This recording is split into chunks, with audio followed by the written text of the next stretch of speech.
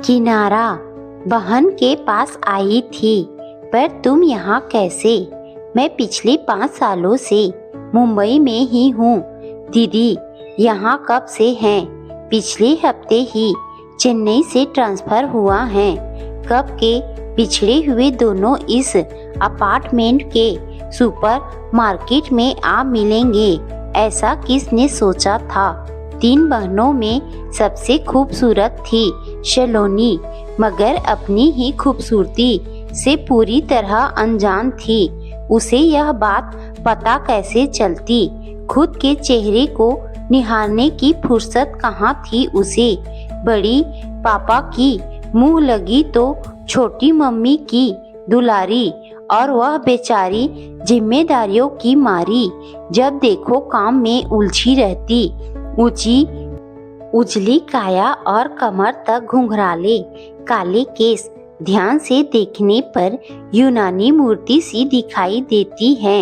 मूर्ति ही तो थी वह, कोई कितना भी बोले पलट कर जवाब कहाँ देती थी। अपने अपनों से प्रगाढ़ स्नेह था उसका। उसकी यही अदा तो सागर को दीवाना बनाती थी।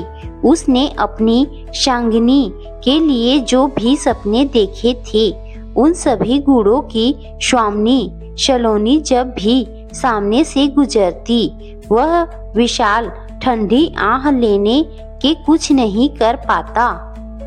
कभी कभी घर की नजदीकियां भी अभिशाप बन जाती हैं। दीवार से भी बचना पड़ता है।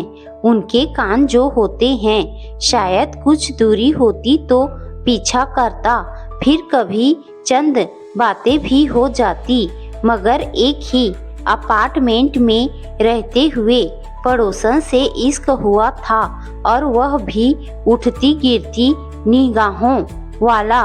नजरें ही दिल का हाल बयां करती, मगर मिलती खिलती लजाती आंखें ऐसे रुसवा होगी, ये कहाँ पता था। उस रोज पड़ोसी निखिल के रिसेप्शन की पार्टी थी। तब मौके का फायदा उठाकर दिल की बात कहने की सोची, पर जैसे ही सलोनी सामने आई, उसकी घिंघी बंध गई।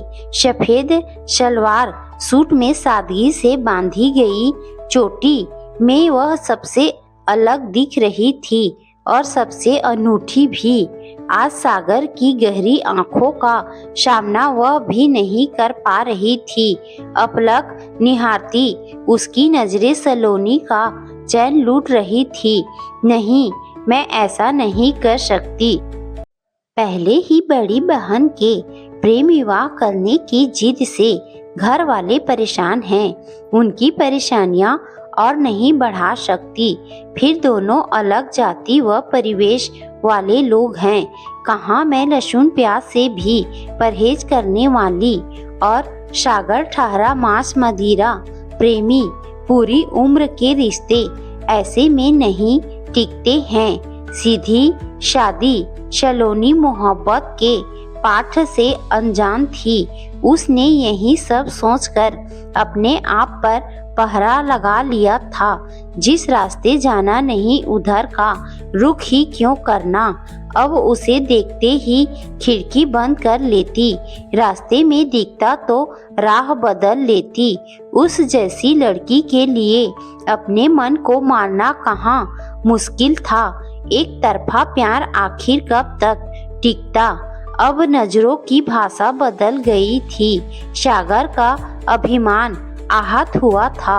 उसकी हरकतों से नाराजगी बयां होती थी। नौकरी लगते ही मुंबई चला गया।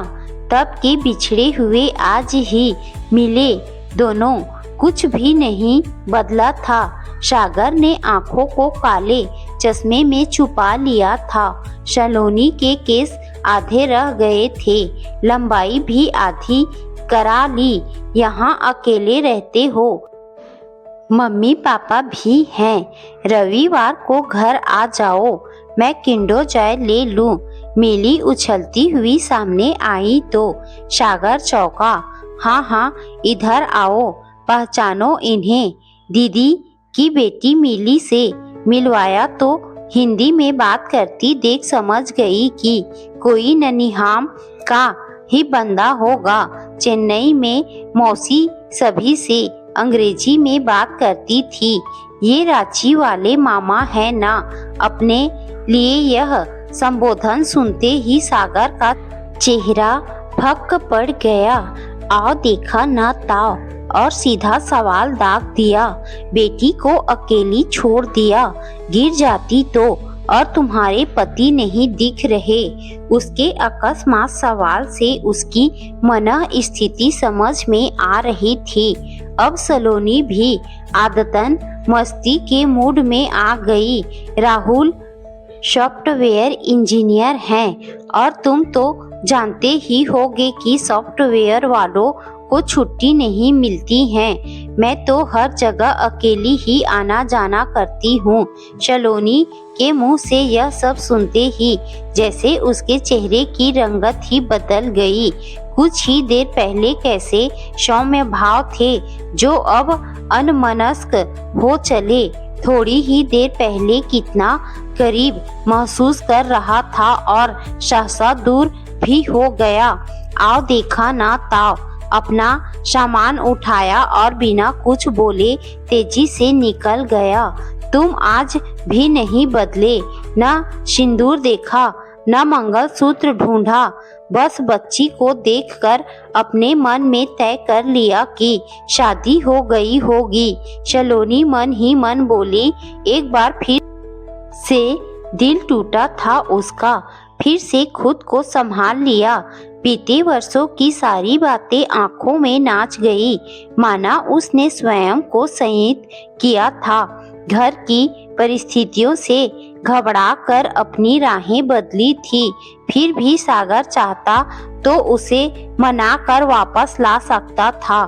ना को हाँ में तब्दील करने की कोशिश कर सकता था।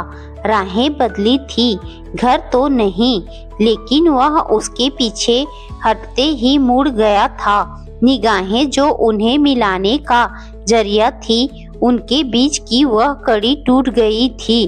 अब उनमें गुस्से के सिवा कुछ नहीं दिखता था। वहीं कहीं टूटकर बिखर गई थी सलोनी। आज तक उसे जिस बात का पछतावा होता आया था, आज वह भी जाता रहा। समय ने उसे बिल्कुल ना बदला था, अब भी वैसे का वैसा ही है। अच्छा ही किया जो उससे दूरियां बना ली। ऐसा व्यक्ति साथी तो हो सकता है पर जीवन साथी नहीं।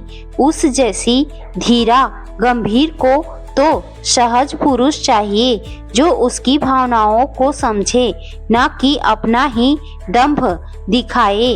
उसकी प्रेम कहानी का हीरो समझदार व संतुलित होना चाहिए, जिससे 2 कदम का फासला तक न तय किया गया। उससे किनारा करते हुए आज जरा भी वक्त न लगा। जान गई थी कि कुछ रिश्ते नदी के किनारों जैसे होते हैं, जो साथ साथ चलते जरूर हैं पर कभी मिल नहीं पाते। इस छोटी सी मुलाकात ने विरह वेदना को कम कर दिया। अब उसके मन में सागर से अलग होने का न तो कोई अफसोस था और न ही पछतावा।